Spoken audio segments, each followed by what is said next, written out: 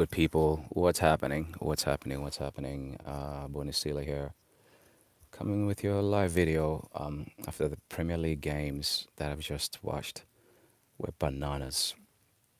The Premier League is a very, very difficult league. It's hard to call games beforehand anymore. I know those of us who've watched the league very long.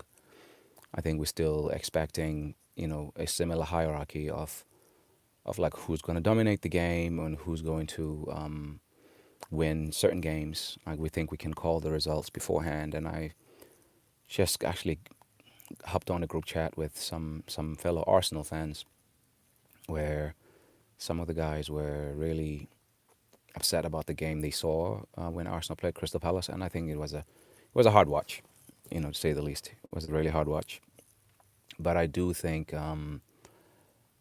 the Premier League and the wealth of financial wealth, but also the wealth of talent in the administrative teams that all the CEOs and the billionaire owners have employed, the wealth in the coaching, in terms of wealth of talent in coaching, wealth of talent on the field.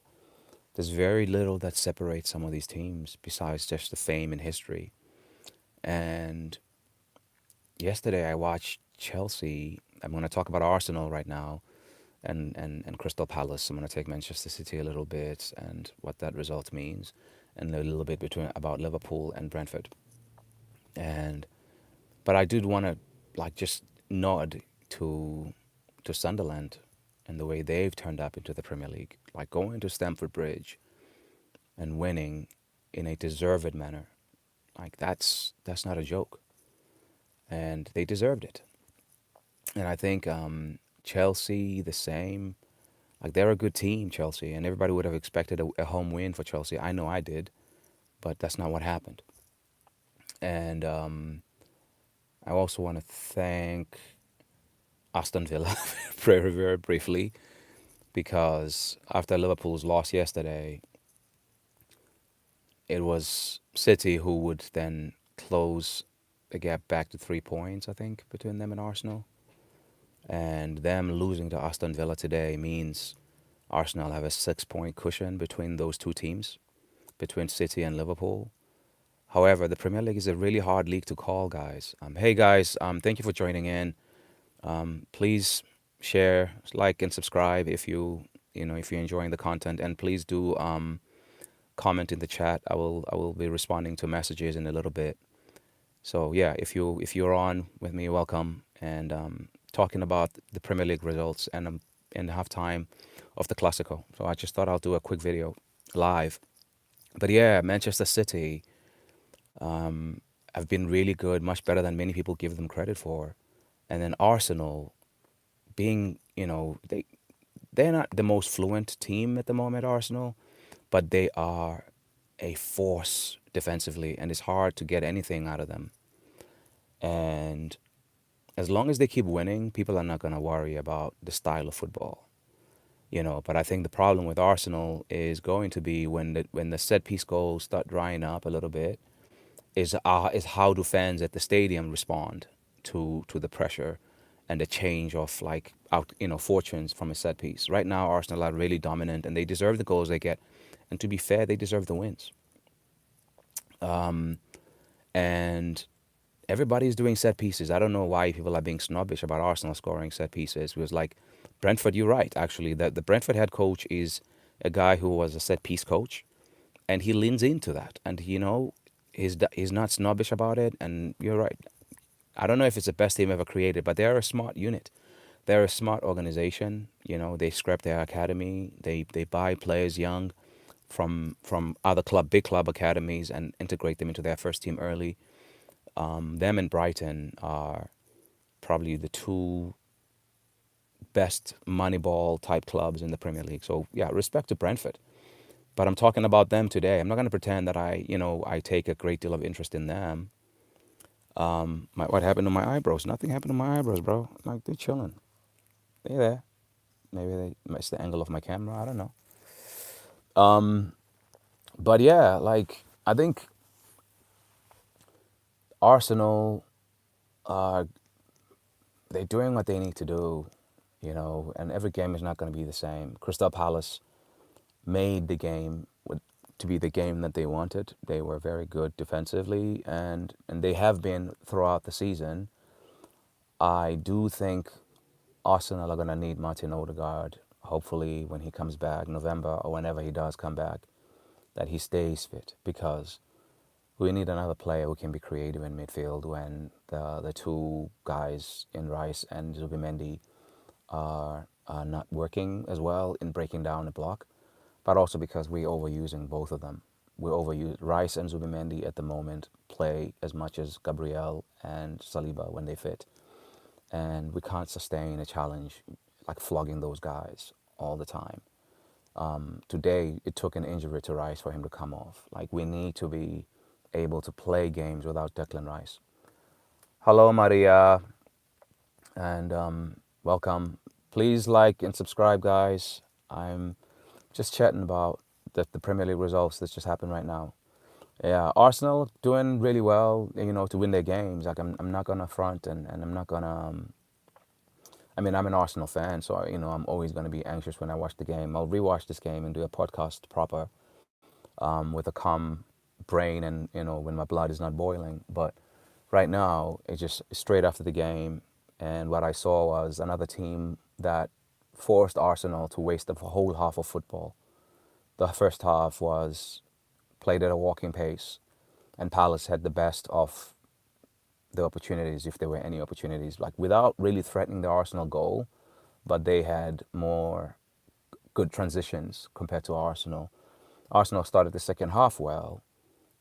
However, kind of things slowed down after the goal a little bit. They continued after the goal, but like the last 20 minutes of that game was rough. And I think it was a good change for Martinelli to come on for Saka, because Palace were doing a really good job on Saka. They were doubling up. And hey, Maya, I'm good. And how are you? But yeah, so Arsenal was really doing quite well up until the 70th minute or so. I think then it started to change. Palace get into the game, and I was hoping for more help from the bench around that time, and we only made a change of Martinelli. I hope Saliba's injury is not too serious. I haven't listened to the post-match conference with Mikel Arteta yet, but I hope it's nothing serious. And I also hope that Declan Rice is nothing serious. However, with the midweek game being a Carling Cup game, hopefully both of those guys don't play, and maybe even Gabby doesn't play that game, and that you play Ngapié and what's his name, Calafiore at centre back, with Ben White at right back, as well as what's his name, the right centre back who came on today but played on the played. I'm blanking. Christian Mosquera. So there's a lot of football to be played, and so we need to just really take our time. But the next thing is, like, Manchester City losing to Aston Villa is a big, big, big boost, because they've been looking unstoppable with their new formula of being more transitional. Trust Haaland to get us a goal. We opened the game up that way. It didn't work today. Just like people say, such pieces are not sustainable. I think it's also not sustainable to rely on one guy to get you all the goals, even if that guy is Erling Haaland. There'll be a game where he doesn't score. I mean, he often scores, a lot, so you're fine. I do think Manchester City will be a challenger in this Premier League season, because they do have an all-timer in Erling Haaland up front, and they still have the knowledge of knowing how to win the titles. And in Pep Guardiola, I'm never going to be dumb enough to count any team that has Pep Guardiola out. I'm never going to do that. So they're going to be thereabouts. But in a weekend where Manchester City lose at Aston Villa, Chelsea lose at home to Sunderland, Liverpool travel to Brentford and lose after they had what looked like a resurgence in Europe midweek, you have to just take the win if you're an Arsenal fan and shut up about what style the game looked like, or what shape, formation, how sexy the football was. Like, you don't get points for playing dominant, um, you know, dominant football that's swashbuckling all the time. You get points for just getting a win. And today Arsenal did that. They just won the game, and they'll have a lot to look at between now and when they play next weekend. I think it's Burnley away. That's another team that's going to probably sit in front of the ball and make themselves difficult to break down. So we'll see how it all falls. But it's a good weekend for Arsenal. I'll have to rewatch the game. I think I'm being maybe a bit too down, as if the team didn't win, because like it was a really hard game to watch, especially the first half, and then the second half of the second half. I think I enjoyed minutes 45 to 65, and then after that it kind of slowed down for me. But sometimes this is what's going to happen. Nobody's going to remember this game because we won in April. But if we didn't win this game, which we didn't win last year, it was a 2-2. So I guess on the positive note, Arsenal have taken 3 points from a game that took one from last year. And when you add Newcastle away, which was also not a win, I think it was a loss actually. So 6 points from two situations where you took 1 out of 6. Now it's 6 out of 6. You add to that Old Trafford, which was I think a draw last year, another win. So Arsenal doing they're doing their bits here. Hello, Jocelyn. Are you a football fan?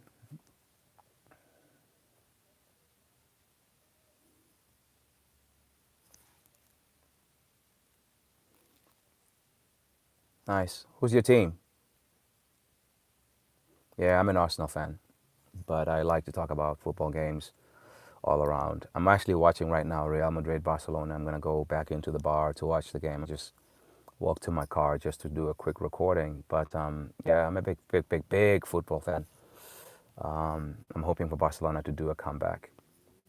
Oh, you are an American football fan. The Giants. Yeah, I'm talking soccer football.